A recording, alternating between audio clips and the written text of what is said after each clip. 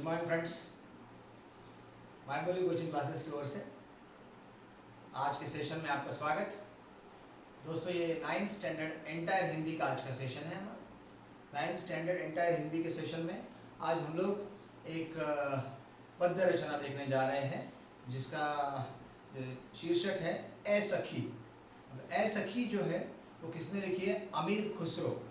अभी अमीर खुसरो जो है ये हिंदी, उर्दू, पारसी ये इन भाषाओं में जो कुछ भी साहित्य लिखा जा चुका है उसमें ये बहुत बहुत बड़ा नाम है अमीर खुसरो का।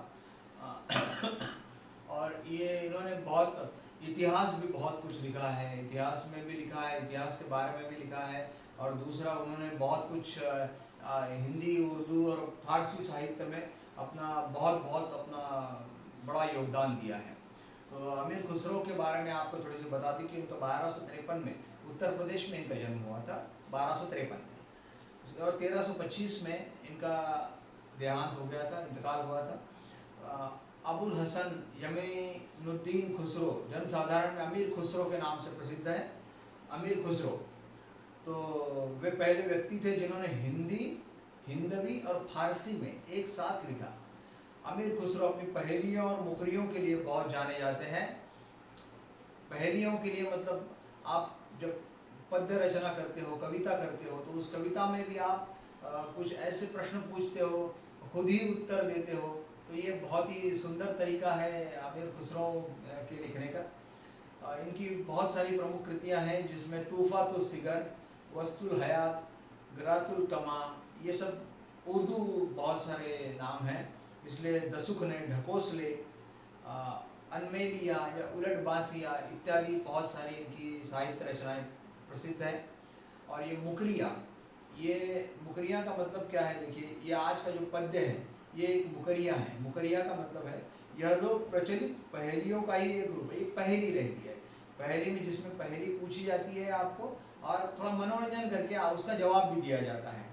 तो अमीर खुसरो ने इन मुकरियों के माध्यम से अपनी विशेष शैली में पहेलियाँ और उनके उत्तर दिए। तो दोस्तों, इसके जो कठिन आपको जो शब्द लगेंगे तो उसके मीनिंग में यहाँ आपको बता दूंगा। और उसके बाद में भी अगर आपको कोई दिक्कत आती है तो ये वीडियो आप फिर से देख सकते हैं, ठीक है। तो आज हम ये पद्य रचना जो है इनके अमीर खुसरो की वो समझने जा रहे हैं। ए सखी, इसमें क्या है? पहले लाइन में और बाद में पहेली पूछी जाती है। पहेली पूछने के बाद में उसका जवाब जो है वो भी दिया जाता है दूसरी लाइन में। रात समय वह मेरे आवे, भोर भये वह घरी उठी जावे। देखो, ऐसी कौन सी व्यक्ति है या फिर ऐसी कौन सी चीज है जो रात को समय मेरे घर में आती है और सुबह उठते ही वो चली जाती है। यह अचरज है सबसे न्यारा। ये बहुत ही बड़ा आश्चर्य है। रात समय वह मेरे आवे, आवे का मतलब है आना। भोर भये वह घरी उठी जावे, सुबह होने पर वो घर चला जाता है। भोर का मतलब है सुबह।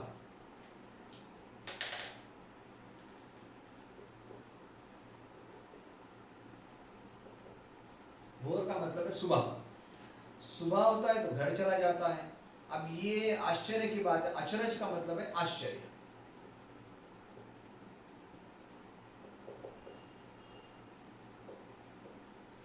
ये बड़े आश्चर्य की बात है। तो ये कौन है? तो उसकी सखी कहती है, ए सखी साजन। साजन है क्या इसका जवाब? तो बोलता नहीं, इसका जवाब है तारा। ना सखी, तारा। तारा मतलब स्टार्स। स्टार्स के बारे में आप देखो, रात को वो आपके घर को चले जाते हैं, मतलब रात को आपको दिखते हैं, सुबह होते ही वो चले जाते हैं। ये कितने आश्चर्य की बात है। तो इसका जवाब क्या है? ऐसी कौन सी चीज है जो रात को आती है, सुबह चली जाती है? वो है तारा। अब दूसरी पहेली, वह आवे अब शादी होए, उस दिन दूजा और न कोई। वो जब आता है तो उस दिन शादी है घर में, ऐसा लगता है। दूसरा, उस दिन दूजा और न कोई, उस दिन और कुछ भी नहीं रहता है। वह उस दिन दूजा, दूजा का मतलब है दूसरा। उस दिन घर में दूसरा कोई चीज नहीं होती है, दूसरी कोई बात नहीं होती, बस शादी के जैसा माहौल रहता है। मीठे लागे वाके बोल। वाके मतलब उसके,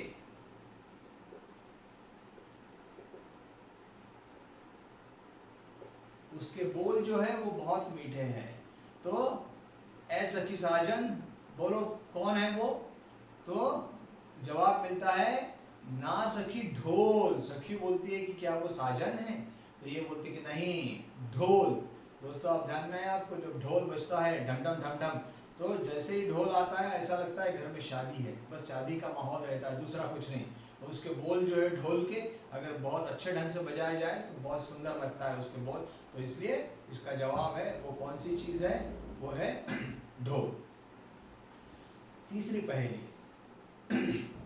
जब मांगू तब जल भरी लावे, मेरे मन की तपन बुझावे। जब मैं मांगती हूं तब मुझे जल भर के लाता है। दूसरा, मेरे मन की तपन बुझावे, मेरे अंदर जो प्यास लगी है वो प्यास भी बुझ जाती है। मन का भारी तन का छोटा, ये जो व्यक्ति है ये मन का बहुत भारी है और तन का छोटा सा है। बोलो क्या है? जिसको जब भी बोला जाता है वो पानी लेके आता है। दूसरा, मेरे मेरे मन की जो प्यास है वो बुझाता है। ये मन का भारी है लेकिन तन का छोटा है। बोलो ये क्या है? दोस्तों इसका जवाब है लोटा। लोटा, लोटे में अपन क्या लाते हैं? पानी लाते हैं। जब भी पानी लाए तो अपनी प्यास बुझती है। और ये अंदर से बड़ा रहता है लेकिन लोटे का साइज कैसा रहता है? छोटा रहता है। इसलिए इसका जवाब क्या है? लोटा। तपन का मतलब है प्यास, तपन बुझाए, तपन का मतलब है प्यास बुझाए। बेर बेर सोवत ही जगावे, बार बार मैं जब सोती हूं तो ये उठाता है मुझे। ना जागू तो काटे खावे, अगर मैं नहीं उठती हूं तो काट काट के मुझे खाता है। व्याकुल हुई मैं हक्की बक्की, मतलब मुझे बहुत जान पे आया, मुझे बहुत दुख हुआ, हक्की बक्की हो गई, मतलब मुझे आश्चर्य भी होता है कि ये क्या है। अगर मैं पहले ये मुझे उठाता है, अगर मैं नहीं, बार बार उठाता है, अगर मैं नहीं उठती है तो काटता है, और फिर ये मुझे बहुत परेशान करता है। ऐ सखी साजन ये क्या है? तो बोलती ना सखी मक्खी। मक्खी है ये। मक्खी का मतलब आप जानते हो? फ्लाई। फ्लाई कैसी करती है? आप जब सो जाते हो तो बार बार आपके ऊपर आके बैठती है और आपको उठाती है, वो आप परेशान हो जाते हो तो काटती भी है एक आधे बार। और फिर और आप जब परेशान होकर उठते हो तब आपको लगता है कि अरे यार ये तो मक्खी है। तो ये जो पहेली थी वो किसके बारे में थी? जो बार बार मुझे उठाती है, नहीं उठती तो काटती है और मुझे पूरा व्याकुल कर देती है, परेशान कर देती है। ऐ सखी कौन है? तो सखी बोलती कि साजन है क्या आपका? तो बोलते नहीं, ये है मक्खी। ठीक है, आगे का बेर बेर का मतलब आपको बताता हूं। बेर बेर का मतलब है बार बार।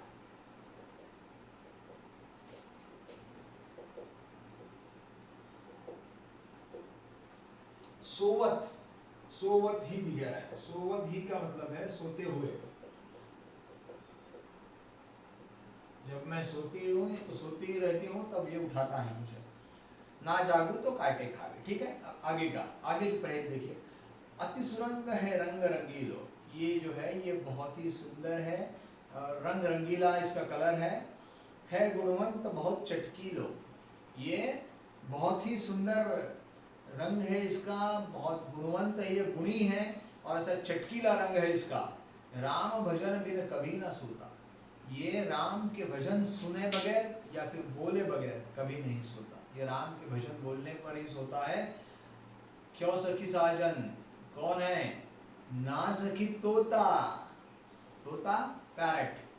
तो ये पैरट के बारे में कि पैरट बहुत ही सुंदर है, दिखने में बहुत रंग बिरंगी है, बहुत ही गुणवान है, और ये राम राम राम भजन करते हुए या फिर हरि के भजन बोलते हुए उसके बाद ही वो सोता है, और उसका नाम है तोता। ये ध्यान में रखिए, ये जो पहेली है इसका जवाब है तोता। अर्धनिशा वह आयो भौम। अर्धनिशा, अर्धनिशा का मतलब है आधी रात। ये आगे की पहेली है। अर्धनिशा मतलब आधी रात। भौम मतलब भुवन, भुवन का मतलब है घर। अर्धनिशा व आयो भौम, आयो मतलब आय, आय। आधी रात जब हो जाती है तब वो भुवन में आता है, घर में आता है। सुंदरता वर्णय कवि कौन, वर्णय मतलब वर्णन करना, उसका वर्णय का मतलब है उसका वर्णन करना। इसकी सुंदरता का वर्णन कोई कवि नहीं कर सकता। ये कब आता है, आधी रात के बाद आता है, और उसके बाद में उसकी सुंदर, इतना सुंदर है कि उसकी सुंदरता का वर्णन कोई नहीं कर सकता। निरखत ही मन भायो आनंद, उसको देखते रहो तो मन में आनंद आ जाता है। निरखत, निरखत का मतलब है देखना।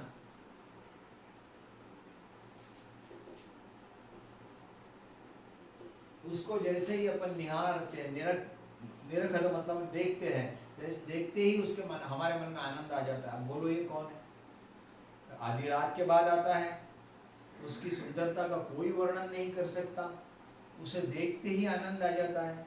कौन है वो ना सकी चांद, चंद्र, मून। मून के बारे में कहा गया है कि वो रात, आधी रात को आता है ऊपर, बहुत सुंदर दिखता है, और उसका वर्णन करना किसी के लिए शक्य नहीं, इतना सुंदर है। आगे की पहेली, शोभा सदा बढ़ावन हारा, आखिन से छिन होत न न्यारा, आठ पहर मेरो मनोरंजन। शोभा सदा बढ़ावन हारा, क्या करता है वो, ये शोभा बढ़ाता है। किस चीज की शोभा बढ़ाता है, आंखों की शोभा बढ़ाता है। आखिन से छिन होत न न्यारा, वो आंखों से दूर ही नहीं होता है। ऐसी कौन सी चीज है जो आंखों की शोभा बढ़ाती है, आंखों से दूर ही नहीं होता है। आखिन से छिन होता न न्यारा, छिन मतलब दूर होना, तो छिन नहीं होता है, दूर नहीं होता है। छिन मतलब दूर होना, वो आंखों से दूर नहीं होता है।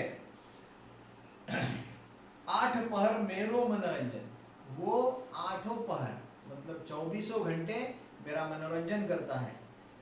क्यों सखी साजन, बोलो कौन है, ना सखी अंजन। अंजन का मतलब क्या है, आंख में डालने वाला सुरमा, काजल जिसको बोलते हैं, या फिर इसको हिंदी में, प्योर हिंदी में अंजन बोलते हैं। अंजन का मतलब है काजल की जैसी चीज, वो आंख में चली जाती है एक बार तो आंखें बहुत सुंदर दिखती है, और वो लोगों को भी सुंदर दिखती है, और उसका बहुत अच्छा फील आता है, बहुत अच्छा लगता है वो आंख में डालने के बाद।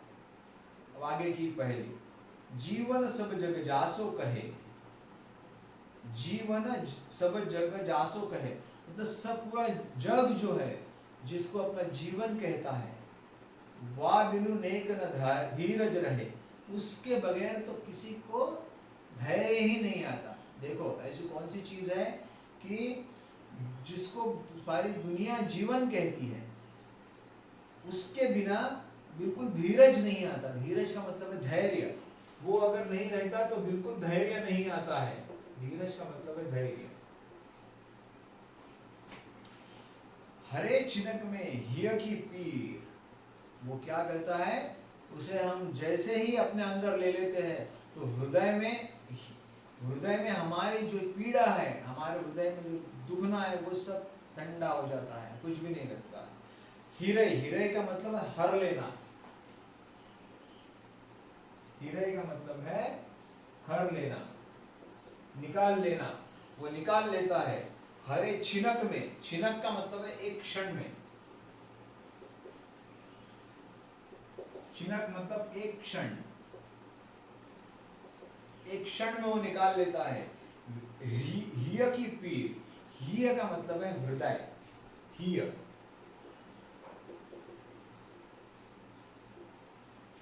हृदय की जो पीड़ा है वो निकाल लेता है। बोलो कौन से, जिसको सारी दुनिया अपना जीवन कहती है, वो अगर नहीं रहा तो किसी को धैर्य नहीं आता है। वो उसके अंदर जाने से ही हमारे हृदय में जितने भी पीड़ाएं हैं सब खत्म हो जाती है। बोलो क्या है दोस्तों, क्यों सखी साजन, ना सखी नीर, नीर का मतलब है पानी, नीर का मतलब है पानी। ये पानी के बारे में कहा है, पानी को जीवन कहा जाता है, बराबर है।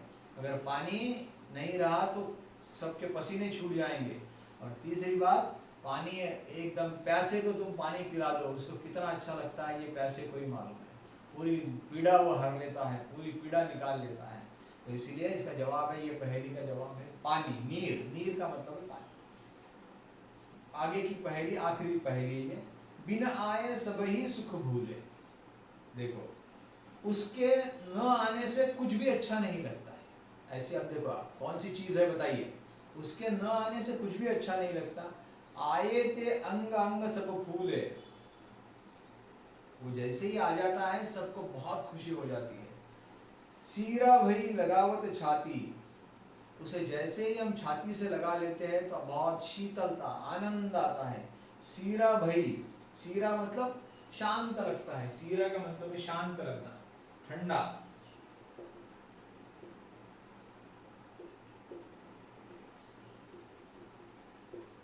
सीरा भई मतलब शांत लगता है।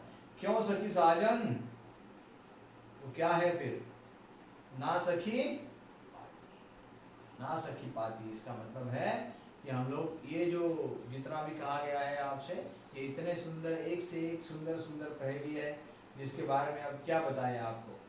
बहुत मनोरंजक ढंग से अमीर खुसरो ने आपको समझाई है, और ये सभी के सभी पहेलियाँ भी आपकी शायद समझ में आ गई होंगी। तारा, ढोल, लोटा, मक्खी, तोता, चांद, अंजन, नीर और पाती, ये सब जो है ये बहुत ही सुंदर सुंदर ढंग से आपको बताए गए हैं।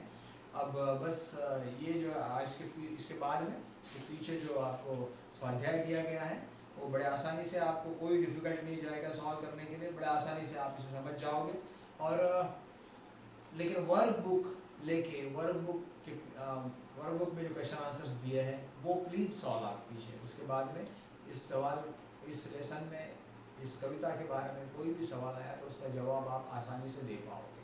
और इनकेस कोई समझ में नहीं आता है तो ये वीडियो आप फिर से देखिए, मैक्सिमम जो वर्ड्स है वो मैंने यहाँ एक्सप्लेन किए हैं, लेकिन इनकेस कुछ छूट गया है तो लेकिन जो बोलते वक्त मैंने ये आपको एक्सप्लेन कर दिया, ठीक है।